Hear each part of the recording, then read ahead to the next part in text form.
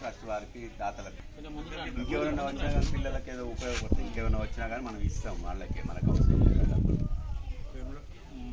ఉండేటువంటి రత్నంపేట గ్రామంలో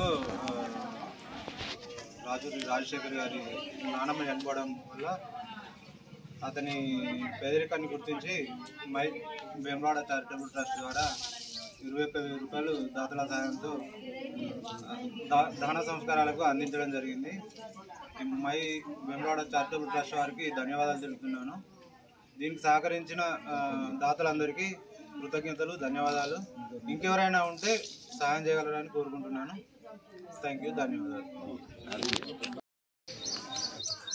రత్నంపేటలోని రాజశేఖర్ అనే అబ్బాయి వికలాంగుడు, వారి నానమ్మ గారు అయినటువంటి పేద కుటుంబానికి చెందినవారు. దాన్ని మా దృష్టికి రాత్రి 9 గంటలకు తీసుకురాగానే మేము వేములవాడ చారిటబుల్ ట్రస్ట్లో పోస్ట్ చేయడం జరిగింది. నిజంగా హర్షణీయం.